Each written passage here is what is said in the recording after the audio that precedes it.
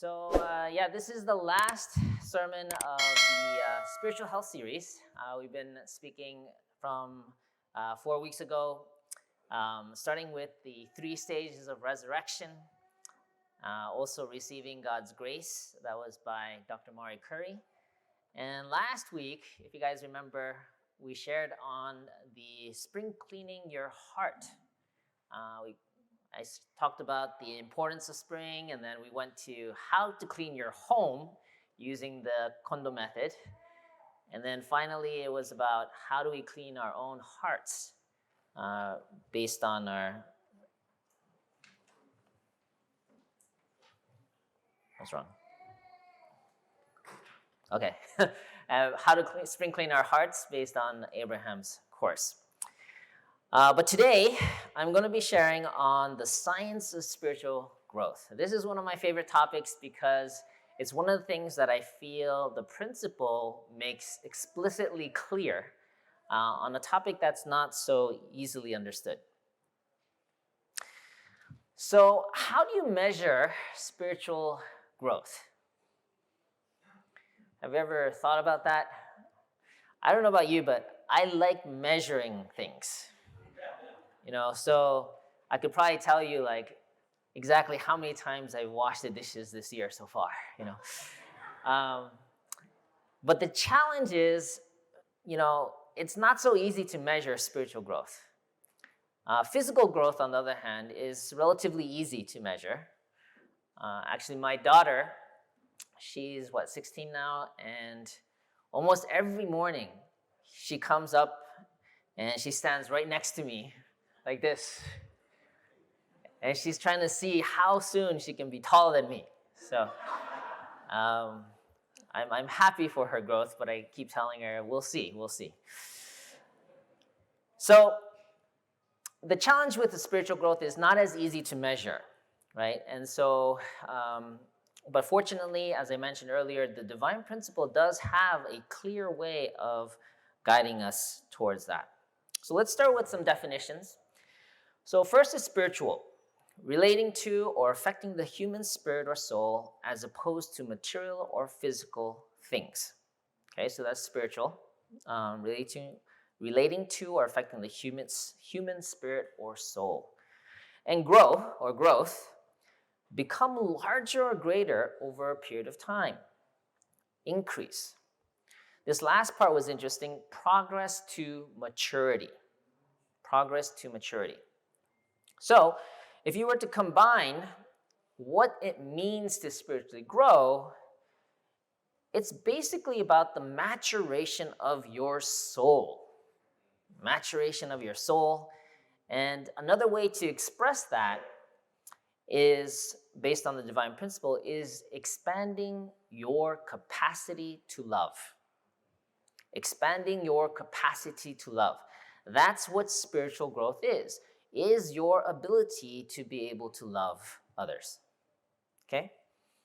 So that's what it is. Now the next question, now that we define spiritual growth, is why is that important? Why care? Why invest in your spiritual growth? Any thoughts? Why is it important to take care of your spiritual health?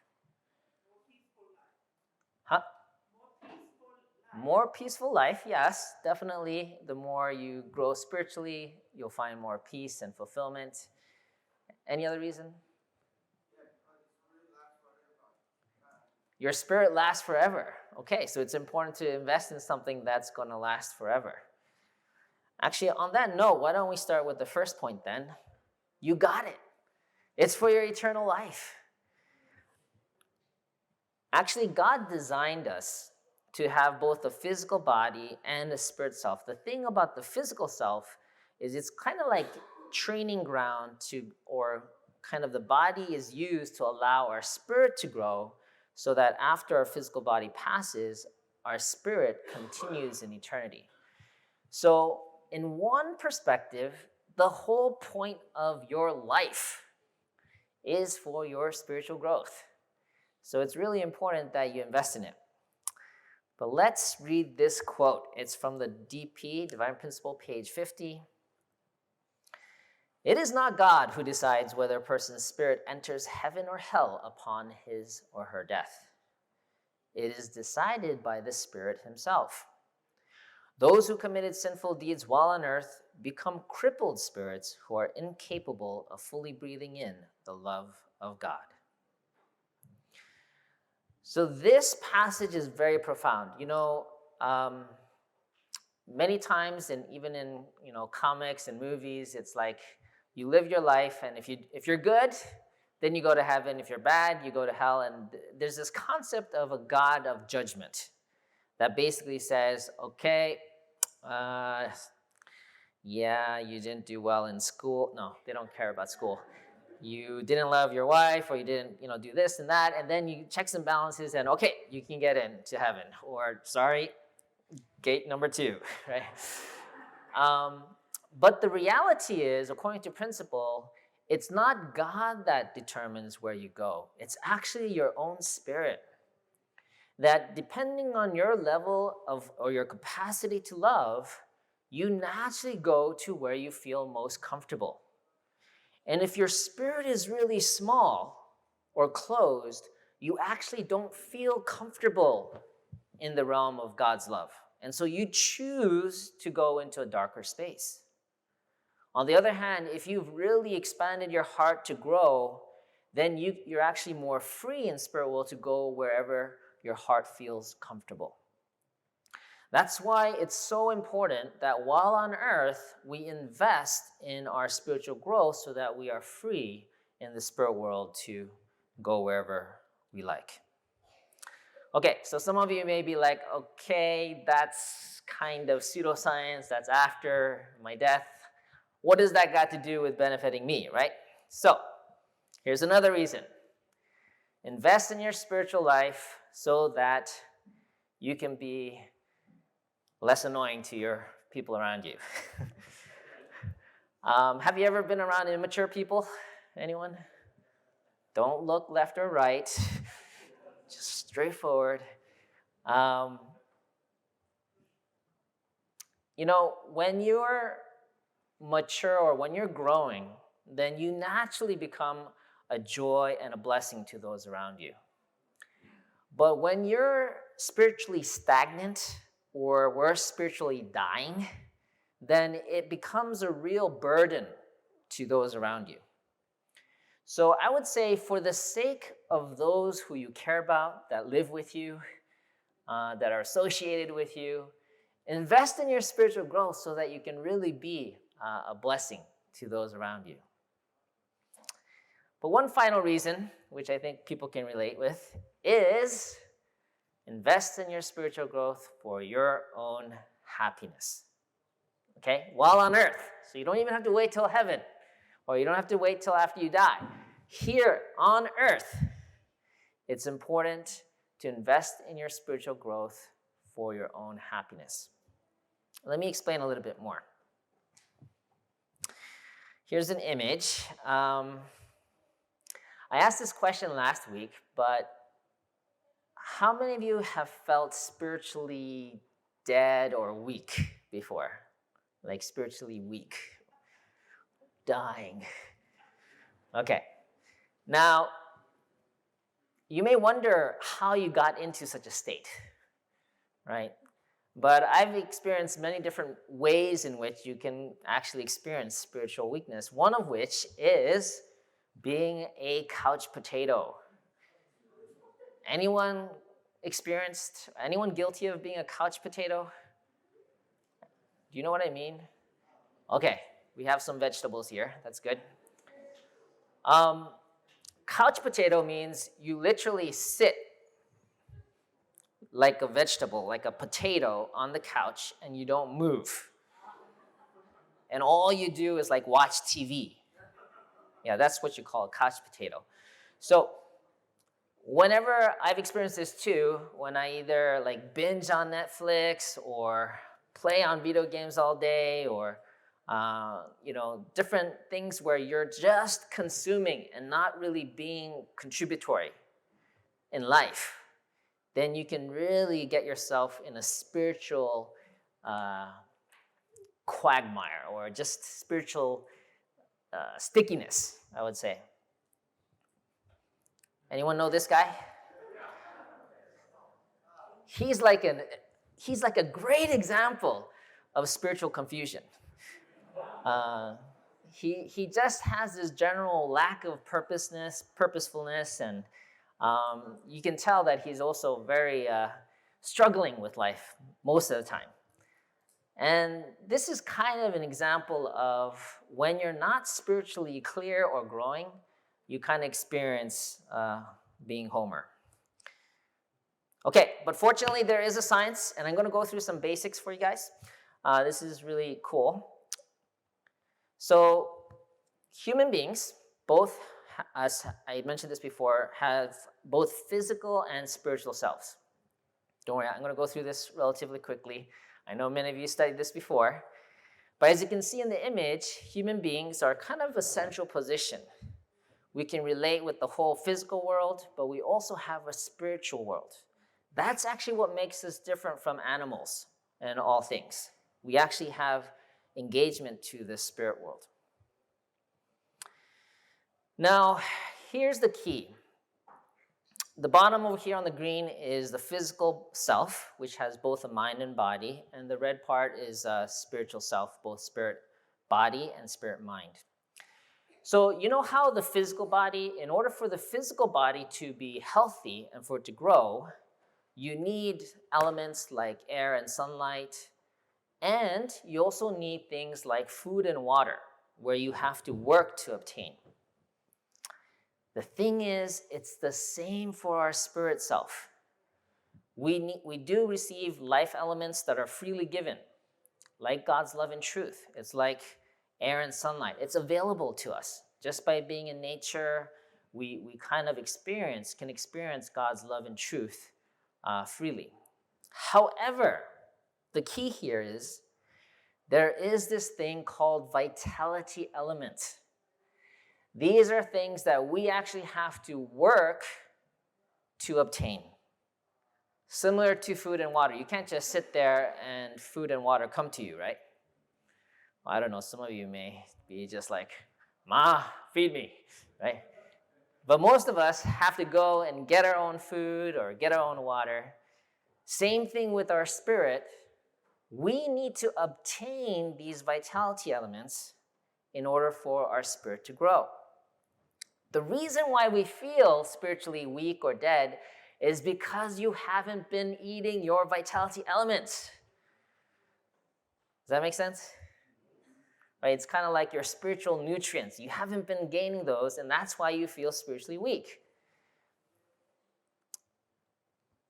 For example, has anyone fasted for a day before? Fasted, like not eat anything for a day. Okay, we have a few. How about 7 days? Wow, you guys don't like food or something? No. 21 days? Anyone 21 days? Ooh, a few hands. 40 days? Okay, at least you're not crazy. Okay, so fasting, anyone who did a 7-day fast, what were some of the effects on yourself when you did a 7-day fast? What did you notice? How do you feel? Tired? Huh? Faster heartbeat. Interesting. Okay. Hungry, yes. Very hungry after 7 days of not eating. What? High spirit. Okay. Some people say they felt high-spirited.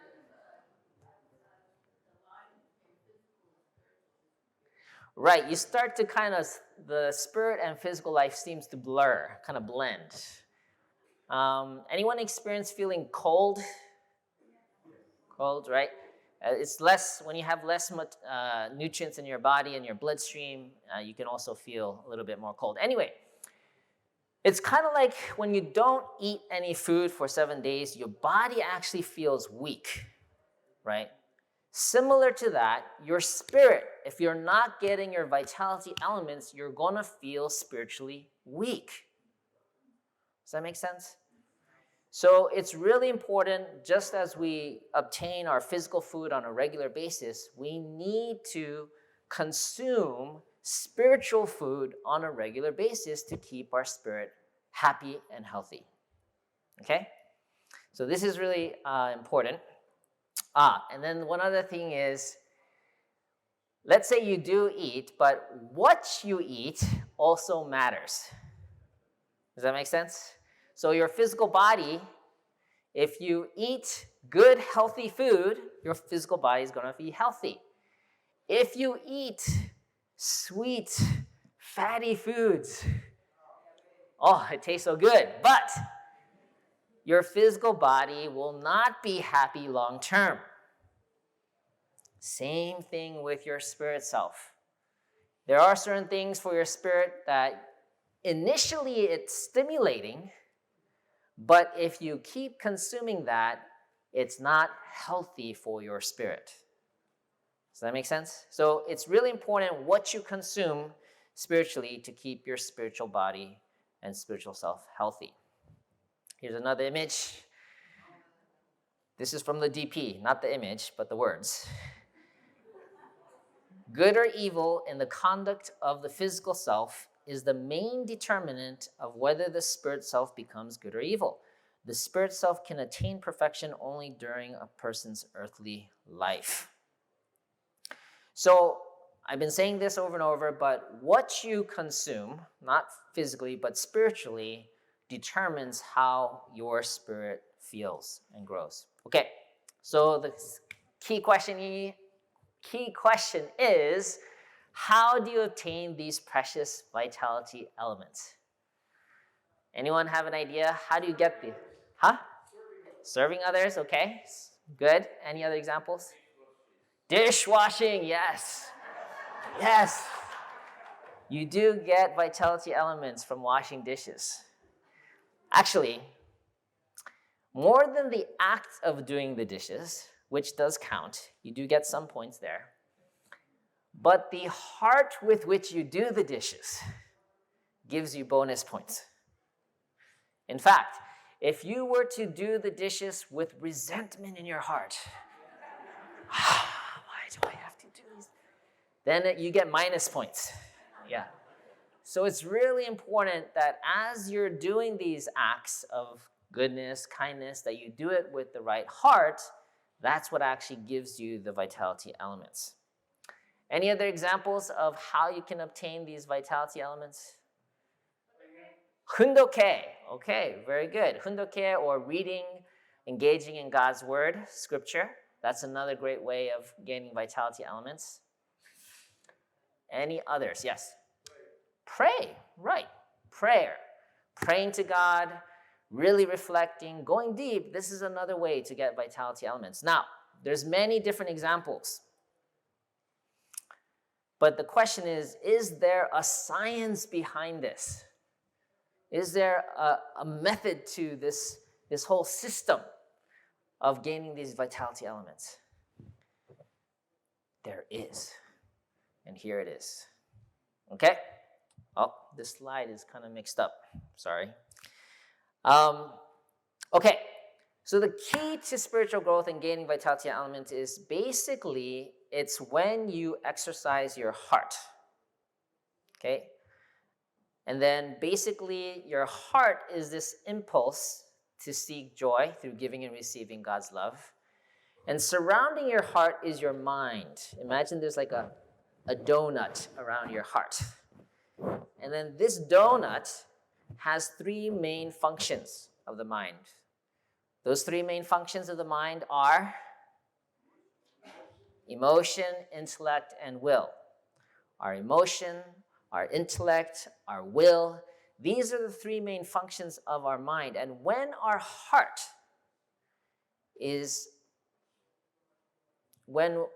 pursues emotion, intellect, and will, it comes out in the form of pursuing beauty, truth, and goodness. So I'm going to go into examples so that it's more clear. So heart, again, is an irrepressible impulse to seek joy through giving and receiving love.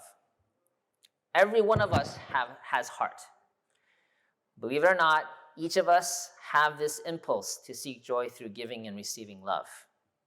Okay? Now, how that's expressed, first is emotion. Whenever we seek beauty, we can do that through spending time in nature, spending time with others, expressing creativity to bring joy to others. Anytime we're using our emotion to seek joy and giving love, giving and receiving love, that's how you get vitality elements through emotion, by seeking beauty. And the essence of beauty is actually harmony. Okay, so for example, let's say I got into an argument with my wife. It's rare, but it happens. If I were to go and apologize and really do something to try to uplift the spirit and create more harmony, then that's an example of seeking beauty. It's from my heart, this irrepressible impulse to seek joy, expressed through my emotion by engaging my wife in bringing her joy. That's an act of seeking beauty. Anytime you restore a relationship, anytime you give someone a hug, it's an act of seeking beauty. Okay? So anything that is with this heart of seeking joy through giving and receiving love, expressed through emotion, is actually practicing the seeking of beauty. And this will give you vitality elements. Let's go to the next one, seeking truth. Someone already mentioned this. Anytime you study scripture, ask questions, listening for answers, with the desire of seeking, giving and receiving God's love, that's how you can get vitality elements as well. Okay? So right now, while you're receiving this in the audience, you guys, fortunately, are getting some vitality elements. If you're listening with the right heart. Yes, very good. Actually, the irony is, I'm getting even more vitality elements because I'm the one giving and sharing the truth. So, in gaming, just think of it this way. You can get these vitality elements by either giving or receiving. But if you're giving, you double the points. Okay? You still get points from receiving, truth, beauty, or goodness. But you get double the points when you're giving, truth, beauty, or goodness.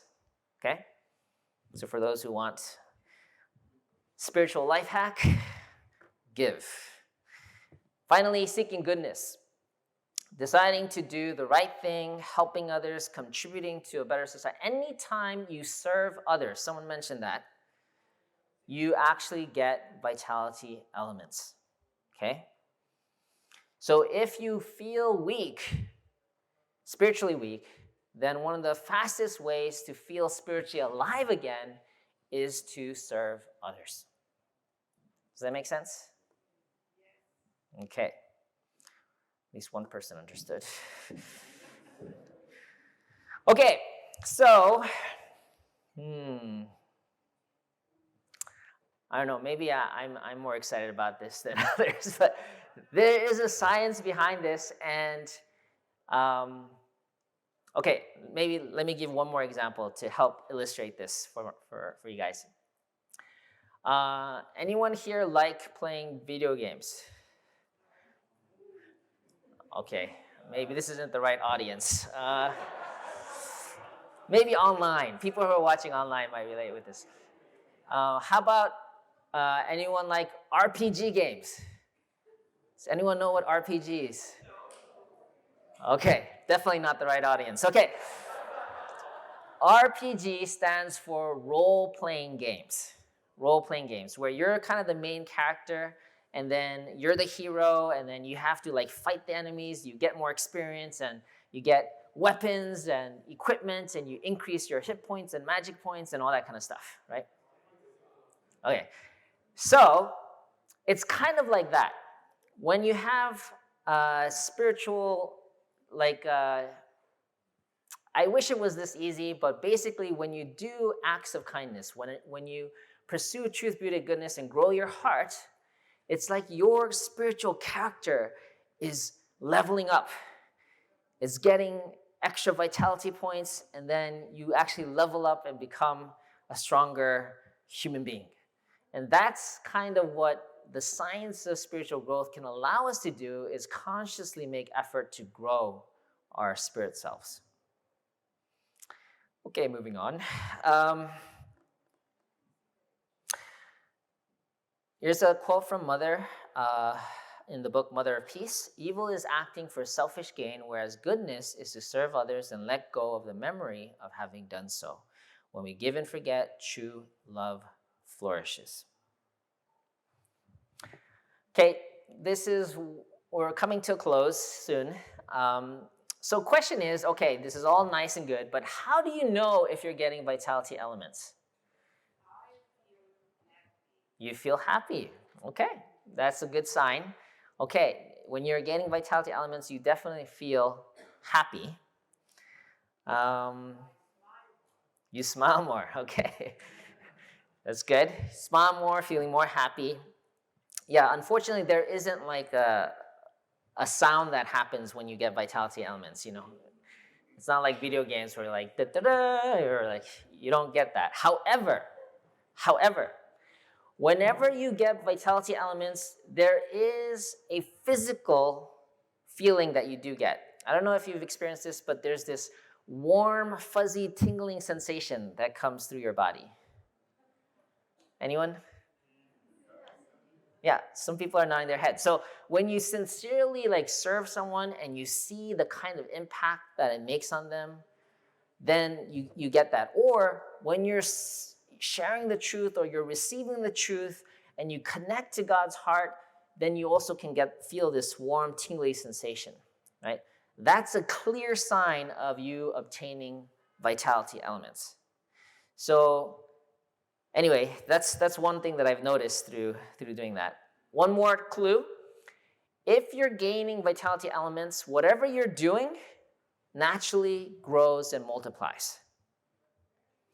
The opposite is true. If you're not getting vitality elements, you start to shrink. You start to not want to be with people. You start avoiding people. You become more small and closed. So when you're getting vitality elements, you're actually expanding, and you notice things grow and multiply. But ultimately, as was shared by Irmgard, ultimately your sense of peace and fulfillment is directly affected by your obtaining these vitality elements. So that's how you can tell. Okay, we're going to wrap up with this. The secret to spiritual growth, I'm going to leave you with two quotes. First is, giving creates room for God's love to enter. The more room and the greater the vacuum created by your giving, the faster you will be fulfilled by the flow of God's love. So it's a very interesting idea, is that the more you give, you create this vacuum. And if you invite God in, that's how really you can experience God's love, is by creating this vacuum by giving. So key here is to invite God into your daily life and seek God's viewpoint in everything that you do. And this will be really expediting your process of spiritual growth. And lastly, I love this quote. It's from the Bible, 1 Corinthians. Love is patient, love is kind. It does not envy, it does not boast. It is not proud. It does not dishonor others. It is not self-seeking. It is not easily angered. It keeps no record of wrongs. Love does not delight in evil, but rejoices with the truth. So this quote is a beautiful reminder that the best way to grow your heart is simply by practice loving others. And there's so many ways expressed in this one verse on how you can practice loving others. And just like, it takes exercise to grow your muscles, we have to actually practice loving in order to grow our hearts. So the best way is to simply continue to practice loving others, and that's how you can grow your spirit. Okay, to recap, the science of spiritual growth. Number one, spiritual growth is about expanding our heart's capacity to love. Heart is defined as the irrepressible impulse to seek joy through giving and receiving God's love.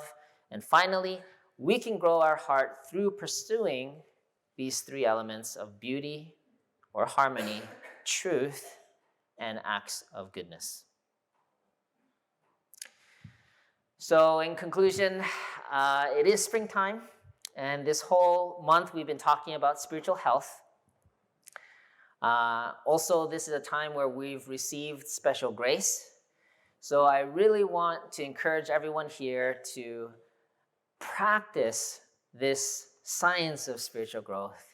Continually seek to grow your hearts.